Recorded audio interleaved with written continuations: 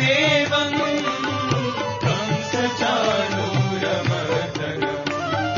देवकी परमानन्दम् कृष्णं वन्दे जगद्गुरुम् देवकी परमानन्दम् कृष्णं वन्दे जगद्गुरुम्।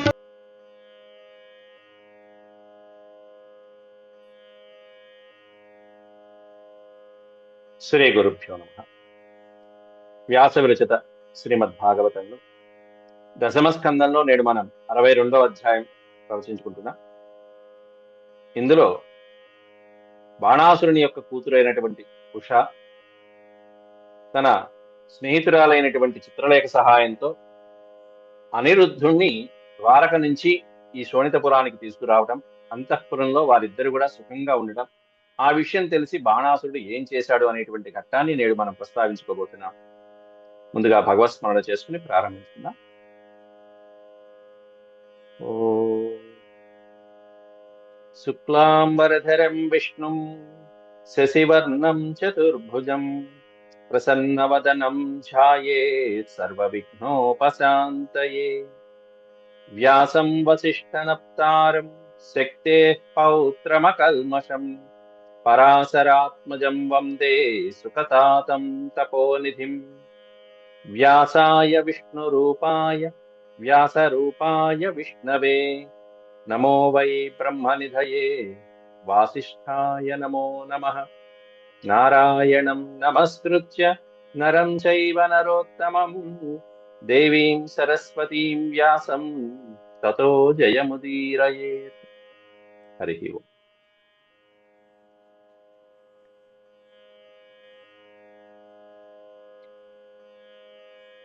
దీంట్లో నిన్న మనం 25 శ్లోకాల వరకు 24 శ్లోకాల వరకు చెప్పుకోవడం జరిగింది.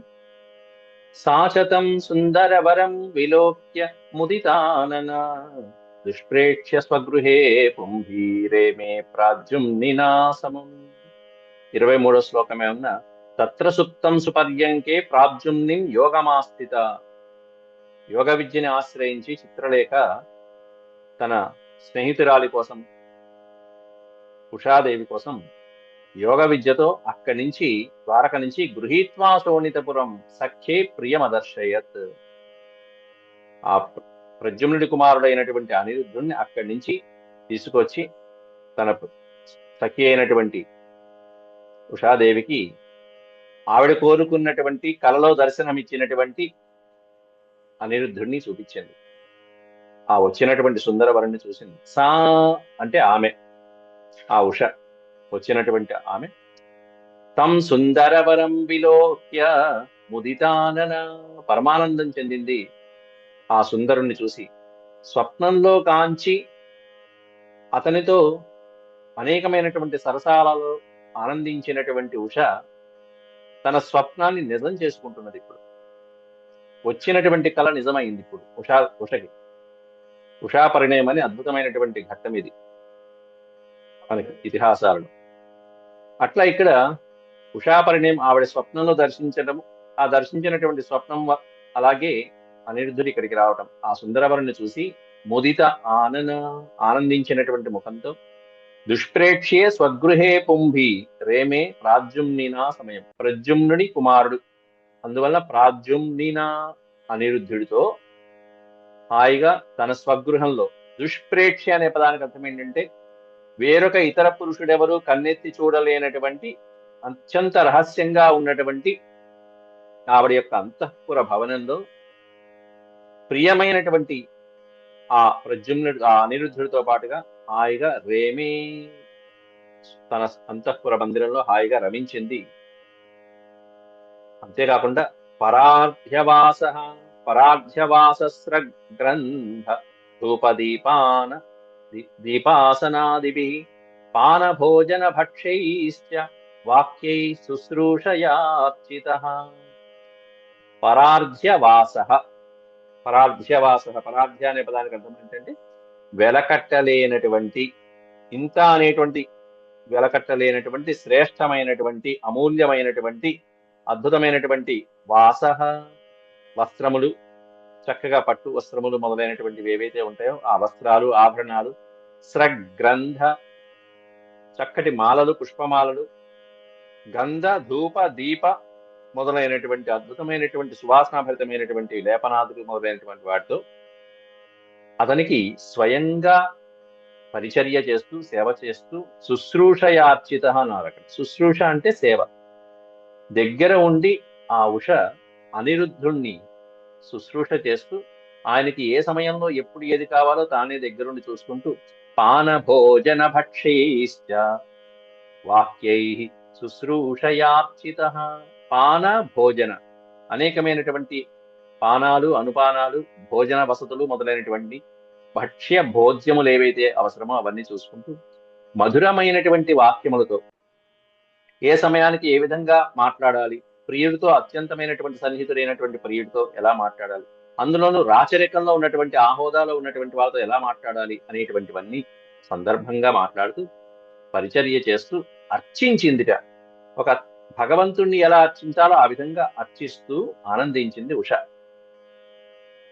ఎట్లా అంటే గూఢ కన్యాపురేశశ్వత్ ప్రవృద్ధ స్నేహయాతయా నాహర్గణాన్ సబుబుదే ఊషయాపకృతేంద్రియ. గూఢ అనే పదానికి అర్థం రహస్యంగా, అత్యంత రహస్యంగా.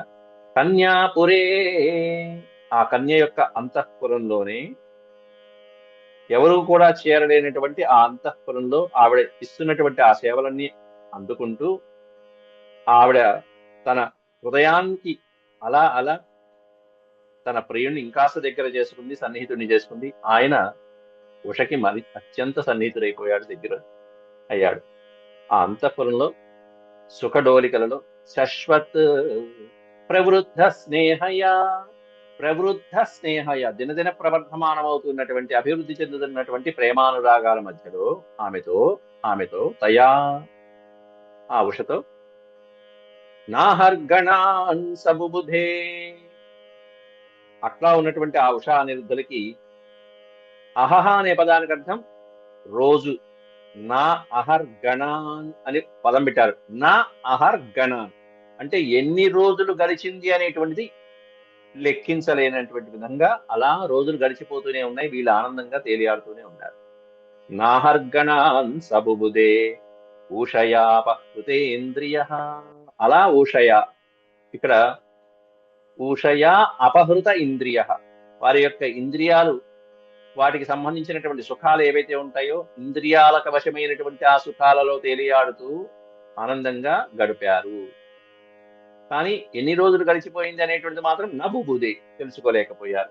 అలా ఎన్నో రోజులు హాయిగా గడిపారయ్యా వాళ్ళిద్దరు కూడా. రహస్యంగా అనేటువంటిది మాత్రం ముఖ్యమైనటువంటి విషయం. కాబట్టి వీరిద్దరు అంతఃపురంలో ఉన్నటువంటి విషయం ఈ స్త్రీలు పరిచారికులకు లోపల ఉన్నటువంటి వాళ్ళకి తప్ప, ముఖ్యమైనటువంటి వాళ్ళకి తప్ప ఎవరికి తెలియదు. అలా రోజులు గడిచిపోతున్నాయి. అనిరుద్ధుడు మాత్రం అక్కడి నుంచి బయటికి రావట్లేదు కూడా. ఈ విషయం ఎప్పుడు తెలిసింది బయటికి? ఎప్పుడంటే ఆమె గర్భవతి అయిన తర్వాత తెలిసింది. తాం తథా యదువీరేణ ఉద్యమానాం హతవ్రతాం హేతుభిర్లక్షయాం చక్రురాప్రీతాం దురవచ్ఛదైః. తాం తథా యదువీరేణ, యదువీరేణ అంటే యదువంశ ప్రభువుతో, ఆ యదువంశ వీరుడితో హాయిగా భుజ్యమానాం హతవ్రతాం, హాయిగా ఆ విధంగా ప్రేమ పారవశ్యంలో ఆనందిస్తూ ఉంటే హేతుభిః లక్షయాం చక్రుః, కొన్ని కారణాలు ఆవిడ శరీరంలో ముఖ్యమైనటువంటి కొన్ని కారణాలు, చిహ్నములు, హేతువులు అంటే కారణాలు, కొన్ని చిహ్నములు. ఎట్లాంటి చిహ్నములు? దురవచ్ఛదైః, దాచినా దాచలేనటువంటి, దాచుకుందామన్నా దాచలేనటువంటి అట్లాంటి కొన్ని వీలు కానటువంటి చిహ్నాలు, అట్లాంటి చిహ్నాలు అవి కనిపించాయి. అవి కనిపించేటప్పటికీ ఆవిడ కూడా ఎట్లా ఉందంటే ఎంతో ప్రసన్నంగా ఉంది. చక్రుహు అప్రీతాం, సంతోషంగా ఉన్నట్టు ఆవిడికి సంతోషంగా ఉంది. తన ప్రియుడు పక్కనే ఉన్నాడు, పక్కన ఎక్కడికి వెళ్ళక్కల్లా. పైగా పుట్టిల్లు, ఇంకా ధైర్యంగా ఉంది ఆవిడ. ఆ పుట్టిల్లు, ఆ ప్రియుడు, ఇంకేం అక్కల ఆనందంగా తేలియాడుతుంది. కానీ దాచినా దాగనటువంటి విషయం ఏంటంటే ఆవిడ ఈ విధంగా గర్భవతి అవటం అనేటువంటి లక్షణాలు ఆవిడ శరీరంలో కనిపించేటప్పటికీ ఇది గమనించారు ఎవరయ్యా అంటే భటులు గమనించారు. గమనించి ఆశ్చర్యపోయారు.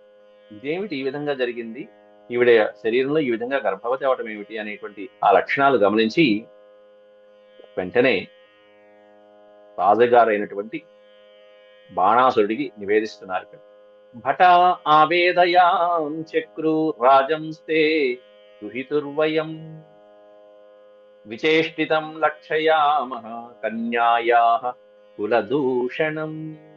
రాజభటులు కాస్త ఆ కుమారు యొక్క లక్షణాలు పసిగట్టారు.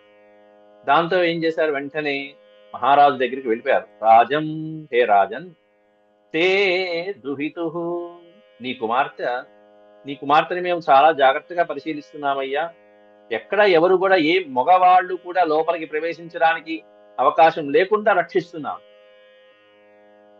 కానీ మేము అంత రక్షిస్తున్నప్పటికీ కూడా వయం విచేష్టితం లక్షయామః, మేము ఆవిడలో కొన్ని ఈ రూపంలోకి సంబంధించినటువంటి కొన్ని గుణాలని మేము గుర్తుపట్టాం. లక్షయామః, పసిగట్టాము అన్నట్టు.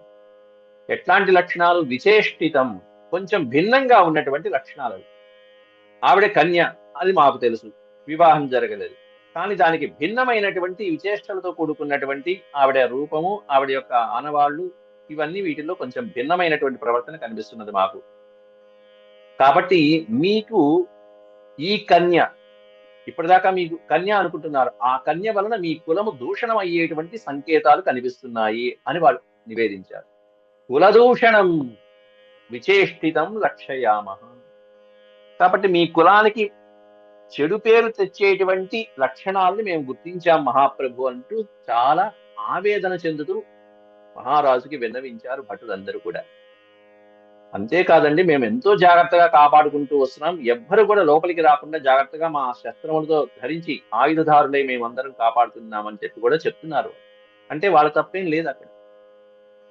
అనపాయభిః అస్మాభిర్గుప్తాయాశ్చ గృహే ప్రభో కన్యాయా దూషణం కుంభిర్ దుష్ప్రేక్షాయ న విద్మహే. అనపాయిభిః అస్మాభిః, మేమందరం కూడా ఎట్లా ఉన్నామంటే ఆయుధాలు చేతిలో పట్టుకుని మరీ ఉన్నాం. అంత జాగ్రత్తగా ఆహార నిశలు రక్షిస్తూ ఉన్నాం అంతఃపురాన్ని. అనపాయిభిః న అపాయిభిః, ఎటువంటి అపాయాలు లేకుండా ఆయుధాలు ధరించి మరి మేము కాపాడుకుంటూ రహస్యంగా వస్తున్నామే. గుప్తాయాశ్చ గృహే ప్రభో, పైగా గుప్తము రహస్యంగా కూడా మేము రక్షిస్తున్నాం. బయటికి కాపలా కాస్తున్నారు అని పైకి కనిపించడమే కాకుండా కనిపించినటువంటి విధంగా కూడా మేము జాగ్రత్తగా కాపలా కాస్తున్నప్పటికీ కూడా, అయినప్పటికీ కూడా ఈ పురుషుడు లోపలికి ఎలా ప్రవేశించాడో మాకు తెలియట్లేదండి, మాకే ఆశ్చర్యంగా ఉంది. న విద్మహే, మేము తెలుసుకోలేకపోతున్నాం. ఎవరి వలన ఈ విధమైనటువంటి అపకారం జరిగింది, మీకు ఈ కులదోషణకి కారణం ఎవరి వలన కలిగింది అనేటువంటి మాత్రం న విద్మహే, మేము తెలుసుకోలేకపోతున్నాం. కన్యాయా దూషణం పుంభిః, ఏ పురుషుడి చేతైతే ఈ కన్య ఈ విధంగా దూషించబడిందో, మీకు మీ వంశానికి అప్రతిష్ట చేకూరబోతున్నదో అది మేము గుర్తించలేకపోతున్నాం. దుష్ప్రేక్షాయా న విద్మహే, దుష్ప్రేక్షయ అంటే చూడరా అనేటువంటి, మేము ఇంతవరకు చూడలేదు, ఏ పురుషుడు లోపలికి వెళ్ళటమో మేము చూడలేదు. కానీ ఏం జరిగింది, మీ కులానికి ఈ విధంగా దూషణం పుంభిః, దూషణం అంటే అక్కడ కుల దూషణం, మీ కులానికి వంశానికి ఈ చెడు పేరు తెచ్చేటువంటి ఈ విధంగా ఏ పురుషుడి వలన ఎలా కలిగిందో మేము తెలుసుకోలేకపోతున్నాం. ఎందుకంటే మాకు తెలిసి మేము నిశితంగా పరిశీలించి మరి జాగ్రత్తగా రక్షించాము, కానీ ఎవరు లోపలికి ప్రవేశించారు అనేది మాత్రం చెప్పలేకపోతున్నాం. తతః ప్రవ్యధితో బాణో దుహితుః శ్రుతదూషణః త్వరితః కన్యకాగారం ప్రాప్తో ద్రాక్షీద్యదూద్వహం. భటుల యొక్క మాటలు విని బాణాసురుడు వెంటనే బాణః దుహితుః శ్రుతదూషణః, అమంగళమైనటువంటి ఆ మాటలన్నీ వినేటప్పటికీ తన కుమార్తె యొక్క అంతఃపురంలోకి చకచకా బయలుదేరాడు బాణాసురుడు. త్వరితః కన్యాగారం ప్రాప్తః, ఎంతో వేగంగా కన్య యొక్క అంతఃపురానికి వెళ్ళాడు. వెళ్ళిన తర్వాత ఎదురుకుండా ఎవరిని చూశాడంటే అద్రాక్షీత్ యదూద్వహం. ఈ పదాన్ని విడతీస్తేనండి ఇక్కడ విడతీయాలి.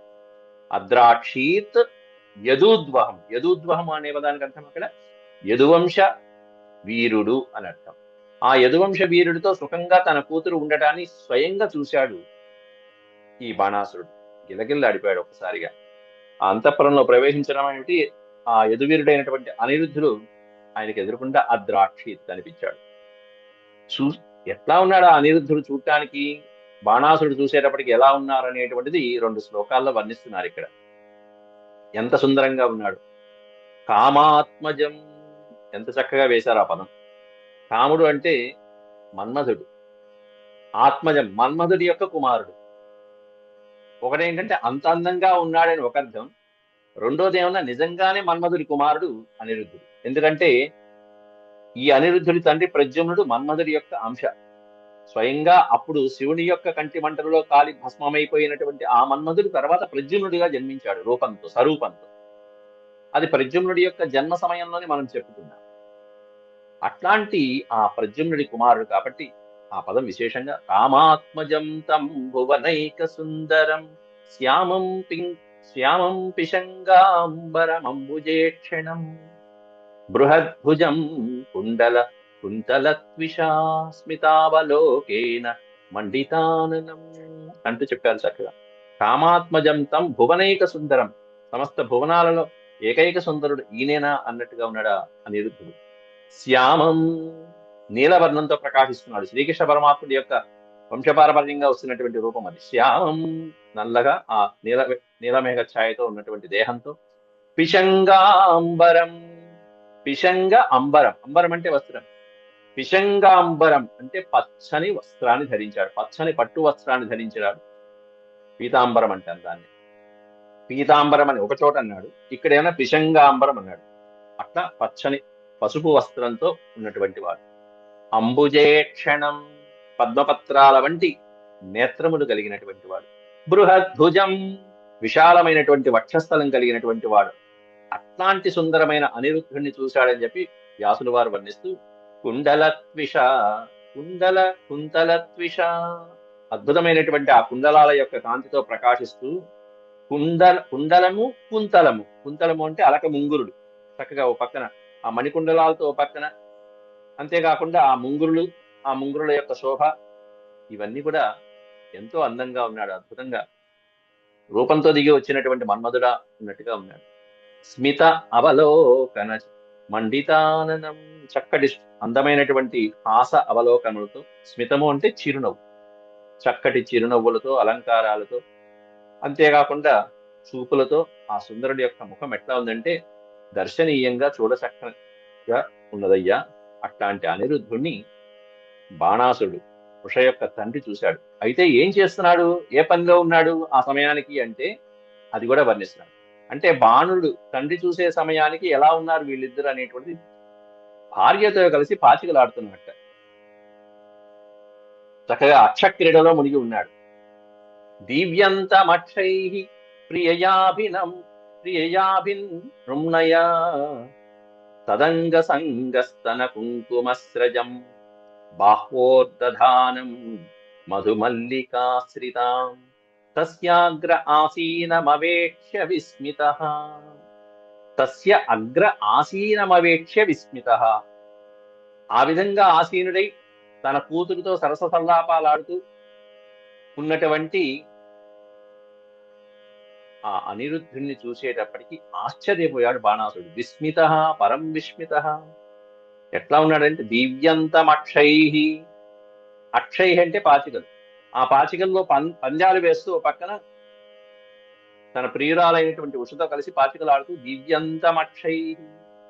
ఈ పాచికలు ఎక్కడికి వెళ్ళినా వదిలిపెట్టట్లా. అంతకుముందే పాచికలు ఆట వల్ల ఆ బలరాముడు ఇతని పెళ్లిలోనే ఆ పాచికలు ఆడటం కూడా జరిగింది. అక్కడ ఒక ఘట్టం జరిగింది, రుక్మి యొక్క వధ జరిగింది ఆ పాచికల వల్ల. ఇక్కడ ఈ పాచికల వల్లే ఇక్కడ కూడా అదే సందర్భంలో ఇతను పట్టుబడుతున్నాడు. దివ్యంతమక్షై ప్రియయాభినృమ్నయ. కాబట్టి అక్కడ నృమ్నయ అనే పదానికి అర్థం మంగళప్రదురాలు అని అర్థం. అక్కడ నృమ్నయ సమస్తమైనటువంటి చక్కగా మంగళప్రదురాలైనటువంటి తన ప్రియురాలైనటువంటి భార్యతో కలిసి ఉషాదేవితో పాటుగా తదంగ సంగ స్తన కుంకుమ స్రజం. స్రజము అంటే మాల. చక్కటి పుష్పమాలను ధరించి ఉన్నట్ట. ఎలాంటి పుష్పమాల అంటే ఆవిడ యొక్క అంగముల మీద నుంచి, ఆ స్తనముల మీద నుంచి, ఆ స్తనముల దగ్గర రాసుకున్నటువంటి కుంకుమతో కూడుకుని ఉన్నటువంటి ఒక పుష్పమాలని ఈయన ధరించి ఉన్నట్ట. అంటే ఈయన ధరించినటువంటి ఆ పుష్పమాలకి ఆవిడ వక్షస్థలం మీద ఉన్నటువంటి అద్భుతమైనటువంటి ఆ కుంకుమ గంధం కూడా అంటి ఉన్నది. అట్లా ఉన్నటువంటి ఆ స్రజాన్ని ధరించి బాహో ప్రధానం మధుమల్లికాశ్రిత అంటూ విస్తరించినట్టు అద్భుతమైనటువంటి ఆ ప్రియురాలతో హాయిగా పాచికలాడుతూ కంఠంలోనే ఉన్న మధుమల్లిక ఆశ్రితం అంటున్నారు. అంటే వసంతకాలంలో అప్పుడే విరబూస్తున్నటువంటి పుష్పమాలలు, మల్లితో ఆ మల్లియలతో కూర్చినటువంటి మాలలు, మధు మల్లికాశ్రితం. అటువంటి పుష్పమాలను ధరించినటువంటి వాడు మామూలు కూడా కాదు. వసంతకాలంలో అప్పుడే వచ్చేటువంటి, ఆ వేసవి కాలంలో అలా మొగ్గలు విచ్చుకునేటువంటి ఆ పుష్పం మల్లెపూల యొక్క మాలని హారంగా ధరించినటువంటి అట్లాంటి సుందరుడైనటువంటి ఆకారంతో ప్రకాశిస్తూ తన కూతురైనటువంటి ఉషతో కూడుకుని ఈ విధంగా ఉషకి ఎదురుకుండా కూర్చుని తస్య అగ్రమాసీనం అన్నాడు. ఆవిడికి ఎదురుకుండా కూర్చుని పాచికలు ఆడుతూ ఓ పక్కన అట్లా ఆనందంగా ఉన్నటువంటి అనిరుద్ధుణ్ణి చూసి ఆసీనం అవేక్ష్య విస్మిత బాణాసుడు, తండ్రి అయినటువంటి బాణాసురుడు చూసి ఒక్కసారిగా ఆశ్చర్యపోయాడు. లోపలికి రాగానే ఆయన కంటబడినటువంటి పిక్చర్, ఆ పిక్చర్ ని 2 శ్లోకాలలో వ్యాసుడు వర్ణించాడు. చూడంగానే తలుపు తీయంగానే ఎలా ఉన్నాడు అనేటువంటి సూచి చేశాడు. కంటి ముందు కనిపించింది. ఎదురుకుండా కూతురుంది, ఓ పక్కన ఏమైనా ఇతనున్నాడు, పాచికలాడుతున్నాడు, ఈయన మెడలో ఇట్లాంటి దండ ఉంది, ఆ రూపురేఖలు ఈ విధంగా ఉంటాయి. అంతే. సతం ప్రవిష్టం మృతమాతతాయిభిః, సతం ప్రవిష్టం మృతమాతతాయిభిః భటైరనీకైరవలోక్య మాధవః ఉద్యమ్యమౌర్వం పరిగం వ్యవస్థితో యథాంతకో దండధరో జిఘాంసయా. వెంటనే మహారాజు యొక్క సంకేతాలతో అక్కడ ఉన్నటువంటి భటులు, సైనికులు, సేవకులు మొదలైనటువంటి వాళ్ళందరూ ఒక్కసారిగా ప్రద్యుమ్నుడి మీద పడ్డారు, అనిరుద్ధుడి మీద పడ్డారు బంధించడానికి. ఎప్పుడైతే అనుమతి లేకుండా బాణాసురుడు ప్రవేశించాడో, బాణాసురుడితో పాటుగా వెనకాల ఉన్నటువంటి సేవకులు వాళ్ళందరినీ చూసి అనిరుద్ధుడు వెంటనే జాగ్రత్త పడ్డాడు. సతం ప్రవిష్టం, తం ప్రవిష్టం, ఆ విధంగా ప్రవేశించినటువంటి బాణాసురుణ్ణి చూసి వృతం ఆతతాయిభి, వచ్చినటువంటి వాళ్ళు ఎవరు? చుట్టుపక్కల వృతం చుట్టూతా ఉన్నటువంటి మంది మార్బలం ఎలా ఉన్నారు? ఆతతాయిభి, శస్త్రధారులై ఉన్నారు. అంతేగాని ఎందుకంటే ఆయుధాలు కూడా ధరించి వచ్చారంటే వెంటనే జాగ్రత్త పడాలి. అట్లా వచ్చినటువంటి భటై, వాళ్ళందరు భటులతో చూసుకుని భటై అనేకైరవలోక్య మాధవ, భటైరనీకైరవలోక్య మాధవ, ఆ విధంగా వచ్చినటువంటి ఆ భటుల్ని యదువంశ వీరుడైనటువంటి ఈ వీరుడు చూసి ఉద్యమ్య మౌర్వం పరిఘం వ్యవస్థిత, అక్కడే ఉన్నటువంటి ఒక పరిఘని తీసుకున్నాడు. ఈ పరిఘ అంటే మంచి ఇనప గడియ లాంటిది ఒకటి.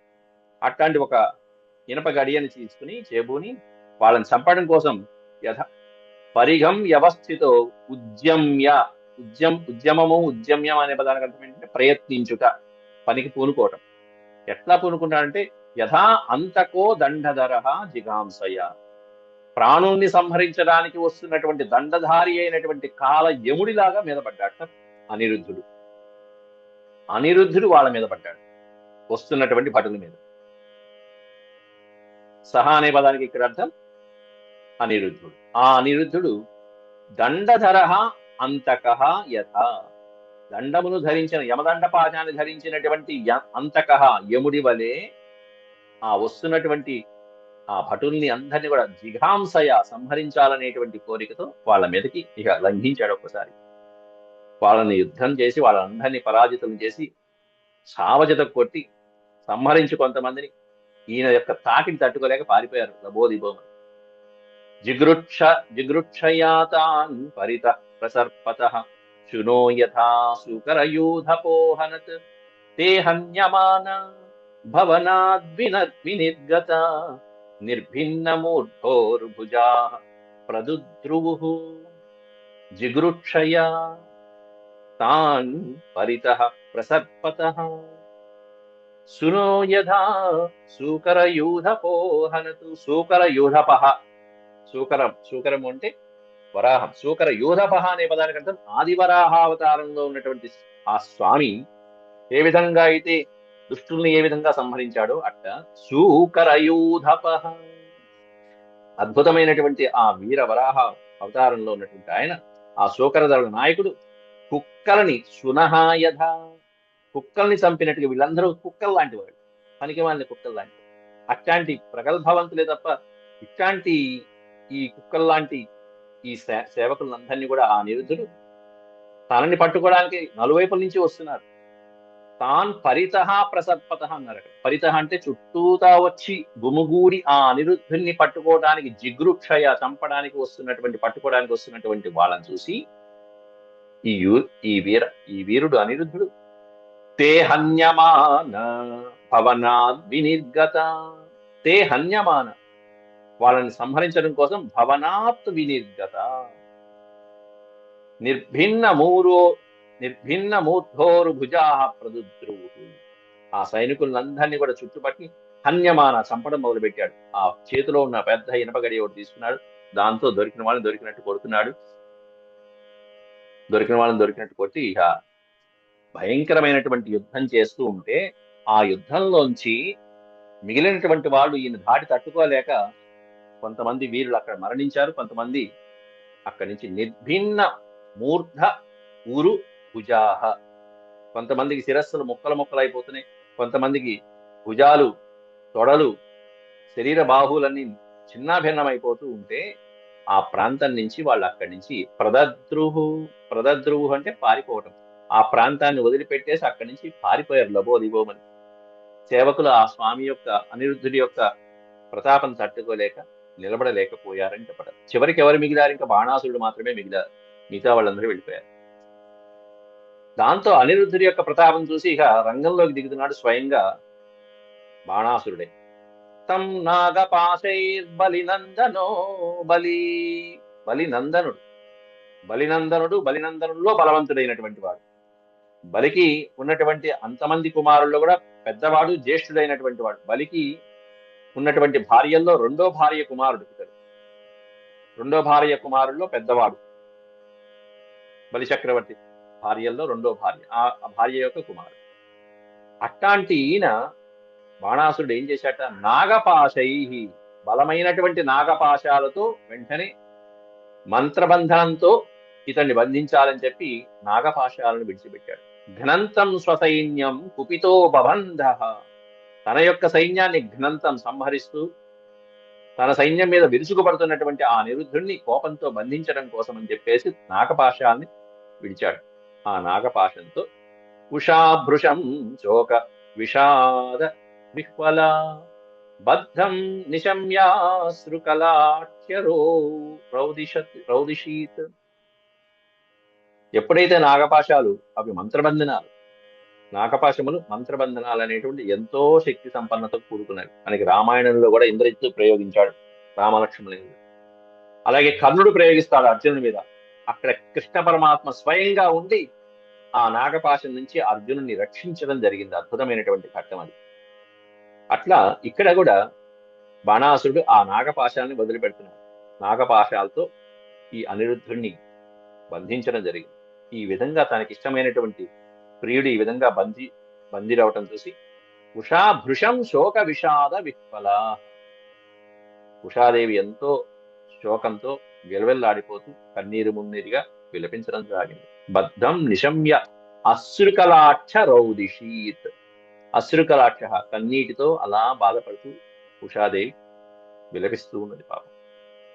కాబట్టి ఈ విధంగా ఇది శ్రీమద్భాగవతే మహాపురాణే పారమహంస్యాం సంహితాయాం దశమస్కందే ఉత్తరార్ధే అనిరుద్ధ బంధో నామ 62తమోధ్యాయ సమాప్త. మరి బాణాసురుడు చేత ఈ విధంగా బంధించబడ్డాడు. సరే, ఈ సన్నివేశం మరి శ్రీకృష్ణ పరమాత్ముడికి తెలియాలి. తెలిసిన తర్వాత శ్రీకృష్ణ పరమాత్ముడు వచ్చి తన మనవుణ్ణి రక్షించుకోవాలి. వచ్చిన తర్వాత మరి ఈ నగరాన్ని ఇంతసేపు రక్షిస్తున్నటువంటి బాణాసురుడు యొక్క నగరాన్ని రక్షిస్తున్నటువంటి పరమేశ్వరుడు కాపలాగా ఉన్నారు. దాంతో ఈ శివకేశవుల యొక్క యుద్ధం అనేటువంటిది రాబోతుంది. ఆ యుద్ధంలో వారు ఎవరు గెలవాలి అవన్నీ కూడా మనకి వచ్చే అధ్యాయంలో వివరంగా చెప్పారు. శ్రీమద్ భాగవతంలో అద్భుతమైన ఘట్టం శివకేశవుల యుద్ధం అనేటువంటి అట్లాంటి ఆ ఘట్టం. అందులోనూ ఇదిగో ఈ బాణాసురుడి వల్ల ఒక భక్తుడి వల్ల శివుడు ఈ విధంగా రంగంలోకి దిగవలసి వచ్చింది. అది ఎట్లా జరిగింది అనేది వచ్చే అధ్యాయంలో మళ్ళీ చూద్దాం. అంతవరకు సెలవు. ఓం శాంతి శాంతి శాంతి. యదక్షరపద భ్రష్టం మాత్రాహీనం చ యద్భవేత్ సర్వం క్షమ్యతాం దేవనారాయణ నమోస్తుతే. సర్వం శ్రీకృష్ణార్పణమస్తు. హరి ఓం.